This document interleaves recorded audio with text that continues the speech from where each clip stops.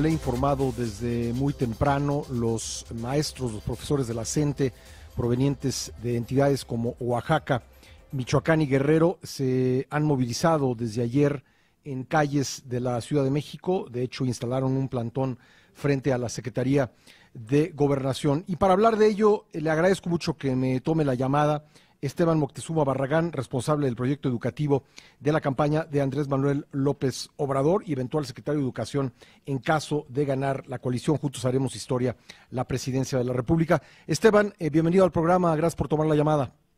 Pascal, muy buenos días, qué gusto saludarte y a todo tu auditorio. ¿Cuál es tu evaluación de estas últimas movilizaciones del magisterio, Esteban? Pues mira, yo estoy trabajando en el programa educativo de Andrés Manuel López Obrador. No conozco las demandas de la gente, están movilizándose hacia la Ciudad de México en la Secretaría de Gobernación y ellos tendrán la información. Yo con todo gusto hablo contigo de educación, de lo que gustes. Bueno, justamente una de las demandas de los profesores es la cancelación de la reforma educativa. El plan que tú estás trabajando, ¿qué dice al respecto, Esteban?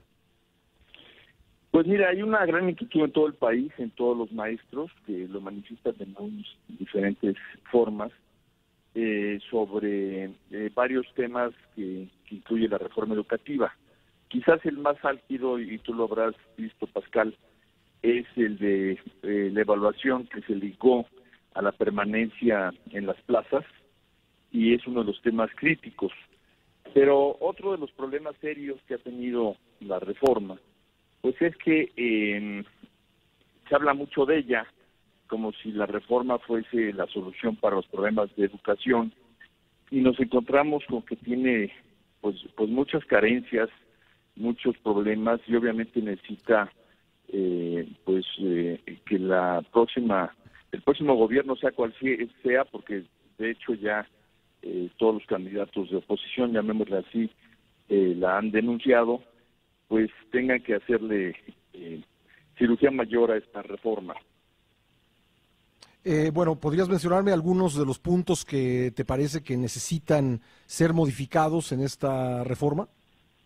A ver, te platico, Pascal. En primer lugar, la reforma, curiosamente, no obstante de buscar en los dichos la mejora educativa, ha venido reduciendo el presupuesto en educación pública reiteradamente. O sea, por ejemplo, en cuanto a el año, llamémosle, de 2016 a 2016, redujo 20,000 millones el presupuesto de la SEP para el 17, y en el 17 se redujo también otros cerca de 20,000 millones para este año 18. Entonces, obviamente una de las cosas que se tiene que hacer va a ser aumentar el presupuesto de la educación pública, no disminuirlo.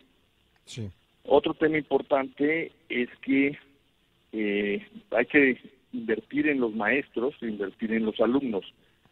Según las cuentas, digamos, la cuenta pública del 2017, que es algo totalmente oficial, lo que la SEP destinó el año pasado a comunicación social fueron 1,963 millones de pesos. De hecho, ejerció 2,050. Sí. Y esto lo hizo reduciendo el presupuesto de becas y calidad educativa. Entonces nosotros pensamos que debe ser al revés, que se deben de aumentar las becas, que se debe de aumentar el programa de calidad educativa y reducir el de comunicación social, que finalmente es la propaganda que se le hizo a la reforma, de tal manera que pues mucha gente piensa que es algo muy bueno porque se gastó 2,000 millones de pesos en propaganda. Ahora tú podrás pensar que es nuestra opinión, que es la opinión pues del equipo de Andrés Manuel. No, pero sí me interesa la opinión. Te quiero leer la opinión de la Auditoría Superior de la Federación en su informe general ejecutivo del 2016, que es el último. Dice: a 4 años de la aprobación de la reforma educativa, lo estoy leyendo literalmente, aún no se observa su contribución en la mejora de la calidad de la educación, ya que de acuerdo con los resultados de las evaluaciones, tanto de Planea como de Prospera, el examen que se hizo a los a los alumnos precisamente en Planea. Sí. Se sacó el nivel, lo que se llama el logro educativo, más bajo en todos los programas, en todos los diferentes exámenes que se han hecho. Entonces, la propia dependencia, que es la Autoridad Superior de la Federación, que es el órgano máximo que evalúa cómo se desarrollan los programas, está diciendo que no ha tenido ningún impacto en la calidad. Entonces, todo esto, Pascual, junto, te indica, además de la molestia del magisterio, pues que es algo que, si queremos realmente una mejor educación para las niñas y niños de México, algo que tiene que cambiar. Ahora, el gobierno sostiene que la reforma apenas se empezó a aplicarse y que necesita un tiempo de maduración, pero más allá de eso, te pregunto si la propuesta que tú estás trabajando se plantea la derogación de toda la reforma o rescataría alguna parte de ella. ¿Hay algo de la reforma educativa que te parezca o le parezca al equipo de Andrés Manuel López Obrador rescatable, Esteban? Pascual, la reforma educativa, bueno, en primer lugar, eso que dices, de que el gobierno dice que necesita tiempo para madurar, te lo acepto, pero no por eso la reforma se tiene que echar, o sea, los indicadores tienen que irse para atrás. O sea, de 2015 al 17, en la prueba Planea, los estudiantes obtuvieron 5 puntos menos en lenguaje y comunicación y 3 puntos menos en matemáticas. Entonces, una cosa es que se tarde en madurar para irse para adelante, y otra cosa es que nos vayamos para atrás. Ahora tú te preguntarás por qué hubo un atraso, por qué los niños aprendieron menos. Y es muy probable que sea porque los maestros están enojados. Todos los maestros del país se sienten muy ofendidos por la forma en que los trataron a partir de que se inició este proceso. Y te pongo otra cifra que es alarmante. Sí. En los últimos 3 años, 150,000 maestros, que es una cifra enorme, han pedido su prejubilación o jubilación. Ustedes están diciendo, los que pueden, no quiero participar, yo me voy. Y otra cosa también que es muy grave. Sí, adelante. La matrícula en las normales, pues que son las escuelas que forman profesores, ha bajado a nivel nacional el 23%. Esto quiere decir que cada vez hay menos gente interesada en ser maestro. Todo esto, pues porque se les ha tratado muy mal. Entonces, una de las cosas que tiene que cambiar es que tenemos que revalorar la función magisterial. Tenemos que volver a hacer sentir al maestro lo que es, la piedra angular de la educación. Y no como se le trató, como si fuera la piedra más desechable. Ahora como reforma, la reforma, digamos que se acercó todos los elementos que venían discutiéndose a lo largo y ancho del sistema educativo. Entonces, obviamente, tiene aspectos que se tienen que conservar y aspectos que se tienen que desechar. Y esa es la difícil tarea en favor de la educación de los próximos años.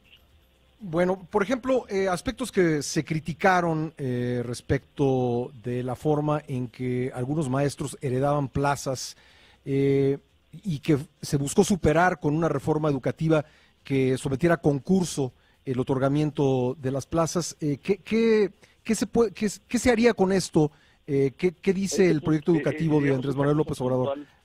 Esa cosa puntual, Pascal, que estás comentando, digamos que es de las cosas rescatables y que obviamente se tienen que mantener, pero son, digamos... La evaluación. No, esto es un examen que se hace para entrar al magisterio. Sí. Que creo que es algo que hay que rescatar. El concurso para ingresar en el magisterio. Bueno, exactamente. Ahora, la Suprema Corte en un fallo dijo que los intereses de los maestros no estaban por encima de los intereses de los niños. Yo estoy seguro que se puede lograr pues que ambos prevalezcan, pero en caso de que estuviesen unos y otros contrapuestos de forma ineludible, ¿cuál es el interés que debe prevalecer en tu opinión y en la opinión del equipo de Andrés Manuel López Obrador, Esteban? Mira, el centro de la educación pública ni siquiera es la escuela. El centro de la educación pública son las niñas y los niños, son los alumnos. Ese es el centro de la educación pública y todo alrededor de la educación pública se tiene que organizar en función de hacer las cosas bien para que los niños aprendan más. Sí. Y en función de eso todo tiene que estar alineado. Ahora, cuando los intereses de unos y otros están contrapuestos, es que algo está mal organizado, es que algo está mal diseñado. Debemos de hacer que todo mundo tenga como finalidad, obviamente, a los niños, y es el interés supremo.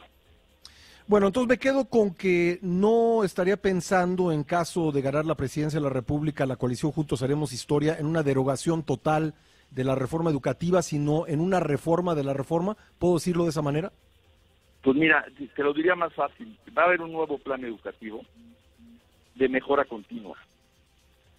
El hecho de hacer una reforma y después casarse con ella y después gastarse 2,000 millones de pesos anuales para comunicación social y para propaganda, no es el camino adecuado para que la educación mejore. La educación va a mejorar cuando la reforma sea continua, porque digamos que todo lo que son los diferentes fuentes de conocimiento están cambiando. La tecnología nos está abriendo posibilidades inmensas y cada vez debe estudiar más no solo el alumno, sino también el maestro. Entonces tiene que haber un cambio permanente, tiene que haber una mejora continua. Pero nosotros pensamos en que es mucho más importante capacitar a los maestros, hacerlos mejorar, a estarlos permanentemente asustando con la espada de que los vamos a correr, que es digamos el discurso actual. Entonces, obviamente, vamos a darle mucho más peso a la capacitación, mucho menos peso a la propaganda, y obviamente habrá evaluación. Nadie supone a la evaluación, sino al tipo de evaluación que se está desarrollando y al esquema y el ambiente en que se está dando. Queremos una evaluación para mejorar, no una evaluación que los propios maestros le llaman punitiva.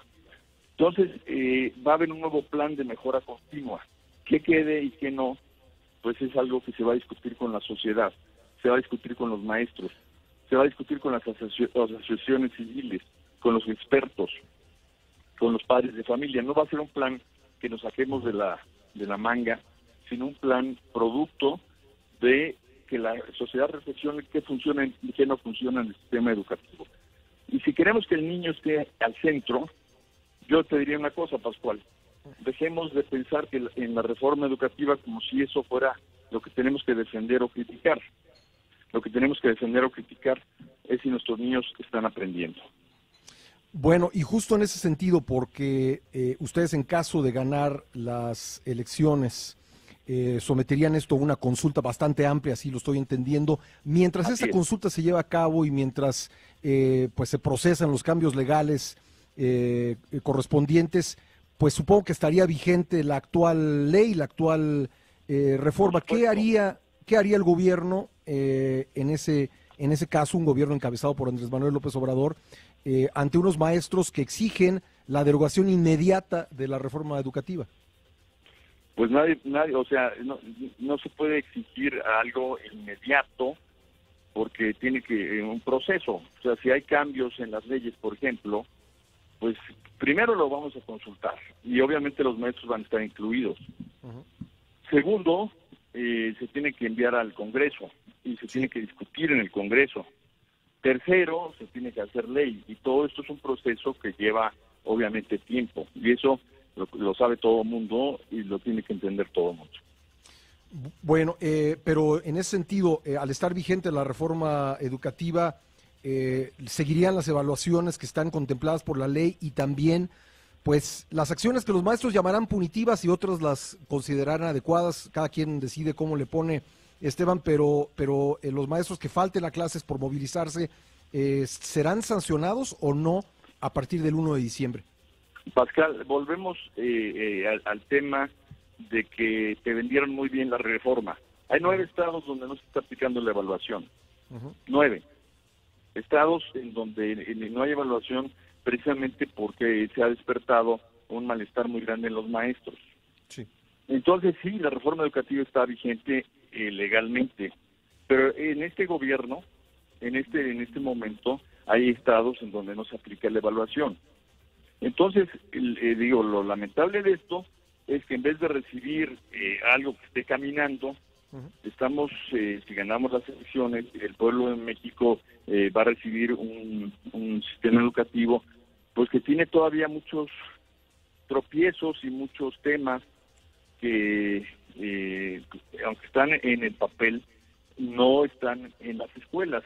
Para el maestro, la reforma educativa es casi sinónimo de evaluación. Si tú preguntas cuál es el nuevo libro de texto de la reforma educativa, todavía no llega a ninguna escuela, un solo libro de texto nuevo. Eso es un dato. Pues Entonces, Esteban... obviamente, nosotros vamos a seguir la ley, porque en lo que rige a un servidor público es la ley. Y si hay cosas en la ley que vamos a cambiar, pues va a tener todo un proceso legislativo.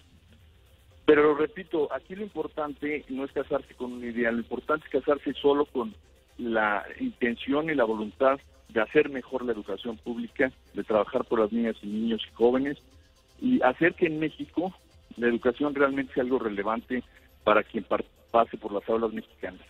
En este momento, de 10 niños que entran a primaria, solamente 23 se reciben. Eso hay que cambiar. Pues Esteban, te agradezco mucho estos minutos, gracias por tu buena disposición de conversar con nosotros. Hoy y siempre, Pascal, cuando gustes, estamos a la orden para platicar de este tema tan interesante. Gracias Esteban. Esteban Moctezuma Barragán, el responsable del proyecto educativo de Andrés Manuel López Obrador y eventual secretario de Educación en caso de que gane la coalición Juntos Haremos Historia a la presidencia de la República.